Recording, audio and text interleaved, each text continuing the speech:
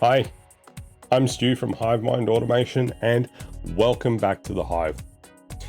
In this video, we'll be taking a look at using variables in our automations in our home and why doing so makes your smart home even smarter. I've been so happy with the results of the experiments I've done with this that I'm actually annoyed at myself that I've waited this long to start using variables in my own automations. So while I roll the intro, let's take a moment to subscribe, hit the bell icon to get notified when I release new videos each week, and hit that like button, and let's get started.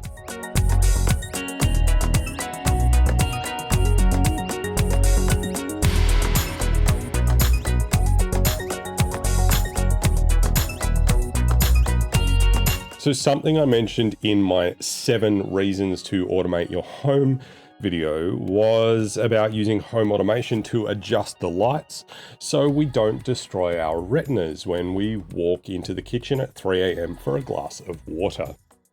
Now you could simply create multiple automations with different intensities and change the conditions to particular times of the day, and it's a perfectly valid option, and that's how I've been running my own production smart home for quite some time. But it does start getting a little messy if you want to do something like maybe disable the motion sensor automation temporarily, say when you're watching a movie and you don't want the motion sensor lights to come on at full intensity when you get up to refresh your drink. So what we're going to do in this video is use a variable to define the brightness value of the lights when our automation runs. And we can then set up some other automations to start changing that brightness value that's stored in that variable. Now, that might seem counterintuitive to have more automations to manage, but I promise you it works out far better. Now, if you're not used to programming, you might not quite understand the concept of a variable. It's a pretty simple programming concept that is for a value that is not fixed. It can change. Hence the name, variable. It's in direct opposition to the concept of a constant, which is a value that does not change. Now, if you were to go down the route of choosing multiple automations to do the same thing, but change that intensity that you're setting there is set as a constant in there, rather than using a variable. Variables can be taken in a couple of different ways. You can either grab that information from a user input, or you can gather it from another source. For example, the value of a temperature sensor could then be used as a variable and map that to a brightness value when a light turns on. We're only going to be looking at user inputs in this video though, leaving the sensor values for your own experimentation or imagination, or we might do a separate video if there's enough demand. So what I'm going to do is head over to Home Assistant, and I'm going to need to set up an input number variable helper for us to use in our automation. And to do that, I'm going to go to Configuration and then into Helpers, which, as you can see, says elements that help build automations. So you can see at the moment we don't have any helpers yet. So I'm going to add a helper and I'm going to select number. Now what we need to do is give this a name. And so I'm going to call this kitchen, I'm going to call this kitchen brightness. And we're going to give it an icon, MDI knife, just because that's appropriate for a kitchen. The default values here of 0 to 100 are going to be fine because I'm going to be using the percentage value when we're turning the lights on and off. If we were using the just the brightness value, we would change this to 255, but I'm just going to use this at 0 to 100. We can also change our display mode between either slider or input field. For the purposes of this video, I'm going to put an input field here. And we can change our step size here as well. So what we can actually do is have this as being 10, for example. So it moves in increments of 10%. I'm going to leave this at 1 just because we can. And in unit of measurement, I'm going to put a % sign. And I'm going to hit create. Now, if for any reason you don't have any of these helpers available to you.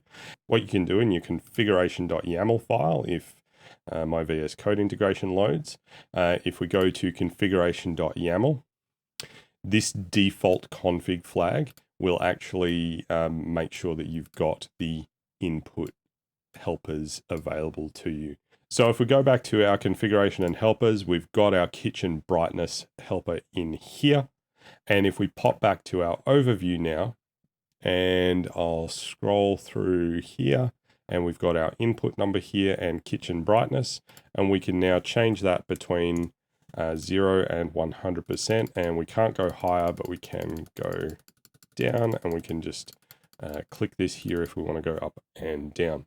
So now that we've got that there, it's actually not very exciting. It's not doing anything other than just sitting there and taking our inputs. So we need to then start looking at how we can use this in our automations. So to do that, I'm going to head over to configuration, and I'm going to head to automations, and I'm going to create a new automation. And I'm just going to start with an empty automation here. Now I'm going to give it a name, and I'm going to change this to kitchen motion lights on. And we're going to go to our triggers, and we're going to go when our state and our entity state, I want motion. And let's grab the kitchen motion, go to on. And then our conditions, I want a condition, the state of our kitchen. Let's just go with kitchen 1 for now. If this state is off, I don't want the lights to come on if they're already on. I just want the motion to turn the light on if the light is off. So we're calling a service, we're calling the light.turnOn service. Kitchen 1, 2, and 3 is what we want to turn on. I'm going to set a brightness here, and we're going to use this attribute here, which is the brightness percent. So number indicating percentage of full brightness, where 0 is the light off and 1 is the maximum brightness. And I also want to set a transition, and I'm just going to set that transition to 3 seconds. So if I were to set this to 100%, that's fine, and that's going to turn the lights on at 100%. And if I save that, then that's fine. That's going to work. But like I said before, if we walk out at 3 o'clock in the morning looking for a glass of water, we really don't want the lights to come on at 100%. So what we can do here, and I might also just put a color temperature in Kelvin of, let's go 2600. So I'll just save that change. So what I want to do here, because we need to use the templating engine rather than the visual automation interface, I'm going to click on the 3-dot stack here and click on edit in YAML. So if we take a look at the YAML, it's fairly straightforward. We've got our 3-second transition, we've got our brightness is 100%, and our Kelvin is 2600. So what I want to do is actually then use this variable in the brightness percent rather than using constant, which would have been that 100 that we set there. So what I'm going to do is put in a quote and then 2 curly braces, and I'm going to type in states and then open bracket, and then double quotes, and I'm looking for input underscore number dot kitchen underscore brightness. And we can close that bracket, and then what I'm going to do is put in a pipe here, and then I'm going to put int because I want to cast that number as an integer. Because we've got a single quote at the front, I need to put a single quote at the end. So we've changed this brightness percent from 100 to this statement here, and this is anytime you see the curly braces opening and closing, that's using the templating engine within Home Assistant. So I'm going to save that now, And what I'm going to do is pop over to our overview, turn off the kitchen lights because they are on. I moved around in the kitchen just a moment ago. And we've got this input number set to 50%. And so then I'm going to go back to configuration and automations, and I'm going to find our automation that we just created. Here it is, kitchen motion lights on. And I'm just going to run the actions on this, and I can see the lights are coming on. They've transitioned over a period of 3 seconds to about 50%. So that's great. So if I go back to overview and let me grab our input number, I'm going to change this to 10% and tab out of there. I'm going to pop back over to our automations, and I'm going to run the actions on that again, and that's pulled the lights down to 10%. We're just using the variable to define the brightness percentage that we want the lights to come on at. And if we look at this trace back, we can see that the brightness percent that it sent was 10% on that last run. And if I go back to the previous run, we've got 50% in there. But now what we want to do is create some automations to change the brightness value based on the time of day. And that's actually really, really easy. So what we're going to do again is head back to configurations and automations.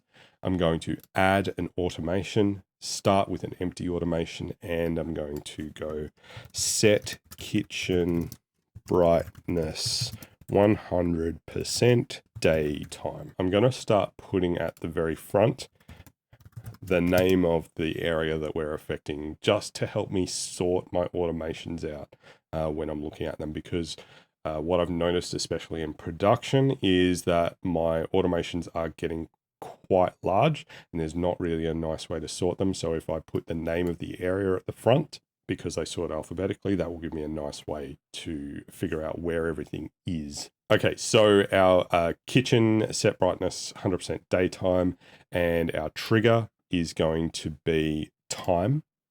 And at a fixed time for the purposes of this, I'm going to go 060000, so just at 6 a.m. And I don't need any conditions here. We want our action to be call service, and we're going to call the service input number set value. So the input number set underscore value service, or input number set. And the target, we're going to pick an entity, and we've only got one at the moment, which is kitchen brightness. And we can pretty much just change the value here. So if I want at 6 a.m. for this to be 100%, we set that to 100%. So I'll save that automation. And what I'm going to do is create a second one. So I'm going to click on the 3-dot stack, duplicate the automation, and I'm going to set this to 30% night time. And we will change our fixed time. I'm going to change that to 2100. So after 9 p.m., we're going to go to this nighttime state, and we're just changing this input number over to 30. There we go. And we can save that. So now if I go back out to automations, and we see we've got kitchen set brightness 100% daytime, set brightness 30% nighttime. I'm going to run that action, and you'll see that it's run. If I head out to the overview and scroll down to our input number, it's set to 30%. Go back to configuration, automations, and run set kitchen brightness 100% daytime. It's run. Head to the overview, and that value is now at 100%. So now between the hours of 9 p.m. and 6 a.m., the kitchen lights will only come on at 30%. And between 6 a.m. and 9 p.m., they'll come on at 100%.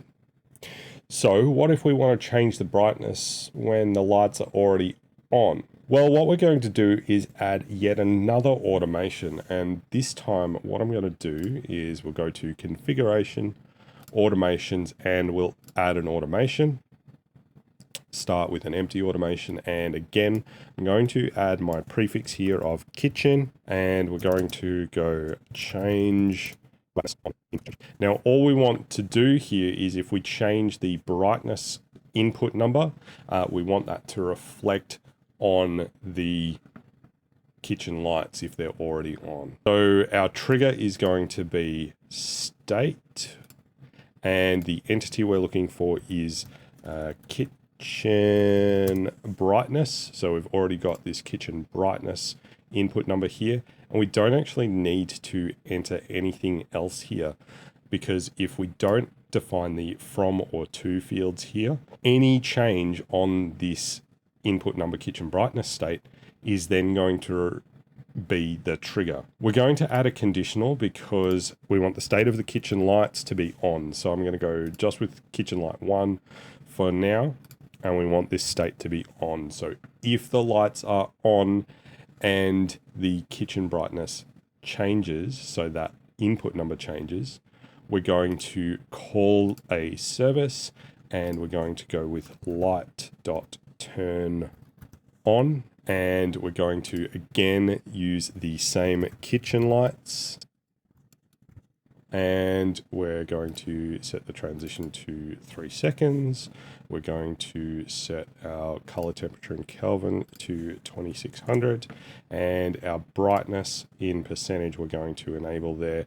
I'm just going to set that to 100 again, and then we're going to go back out to edit in YAML, and we're going to change our brightness percentage again to quotes, double curly braces, states, and we need a open brackets and double quotes, and input underscore number dot kitchen underscore brightness, and close quotes, close brackets, pipe int, and double curly brace, and then close the single quotes again. So the same automation action, just with a different trigger where the kitchen brightness changes.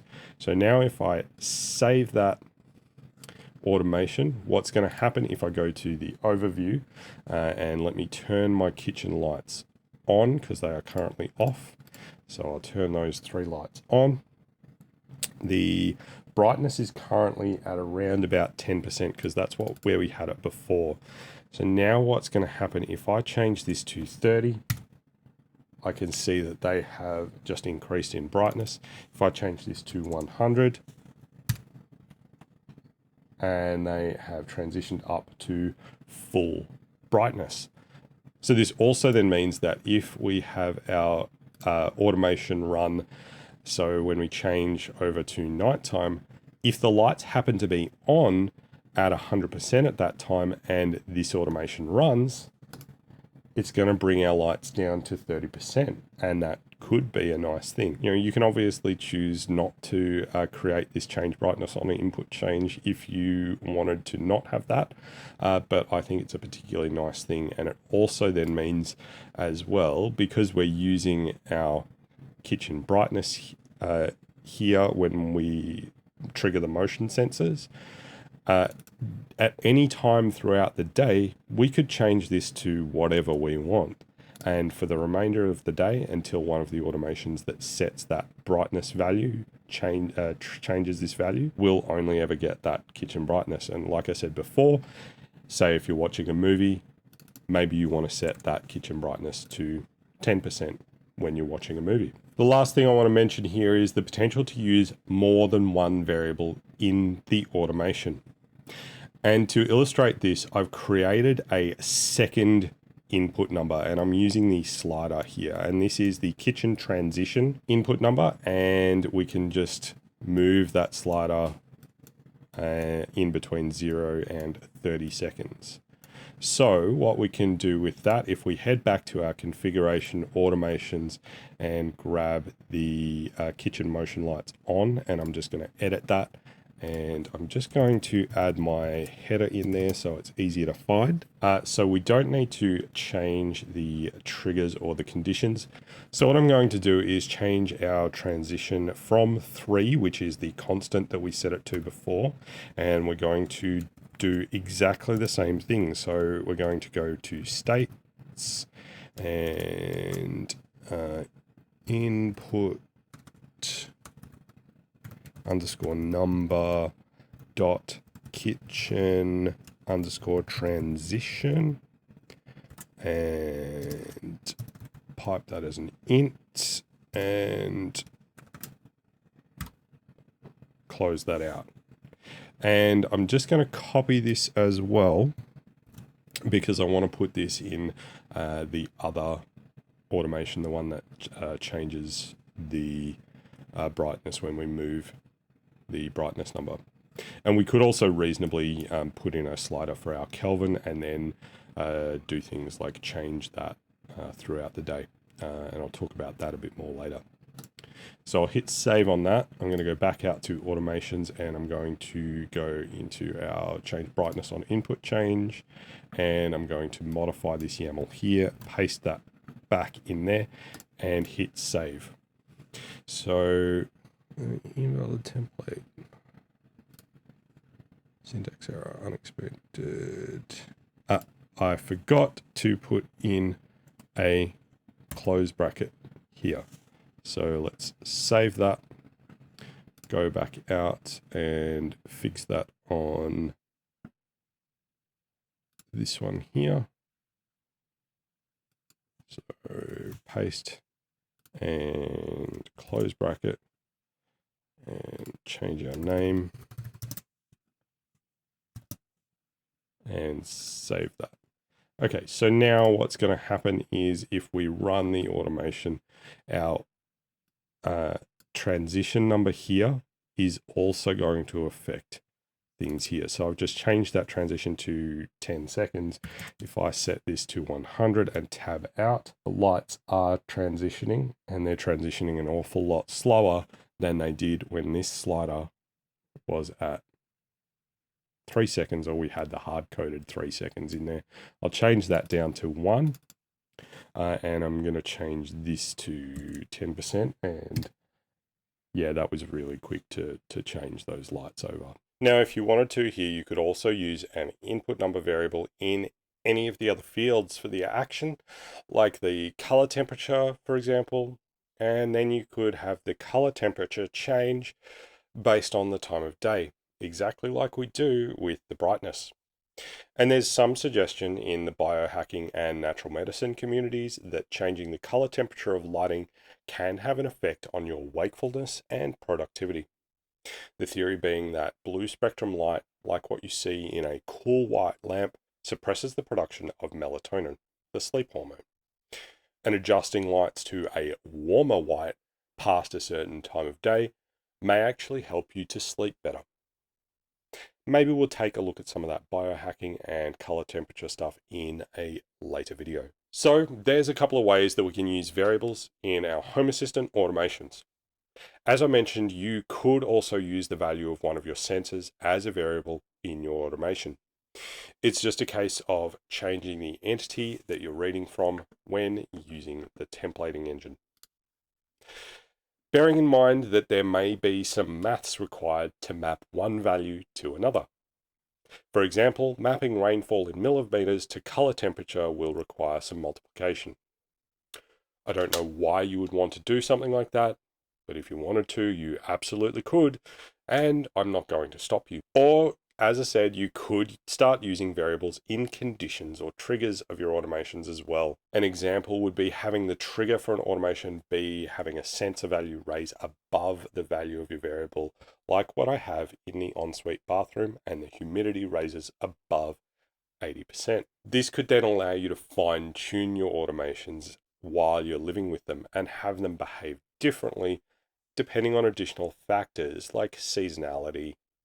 Maybe you need to, in that example of the ensuite fan, decrease the trigger point because you don't want condensation on the walls when it's colder. Now, in my opinion, this is a far better way to handle, in this instance, variable brightness values for lighting. And it provides fantastic adjustability by providing us that slider or the input field in the UI to adjust our target brightness and the transition value as well. And there's nothing stopping you from using the same input variables in multiple automations, as we saw when we added the automation to change the brightness when the slider gets changed. And that can be whether that is the same area or even across the whole house. You could reference one variable across all of your lighting automation.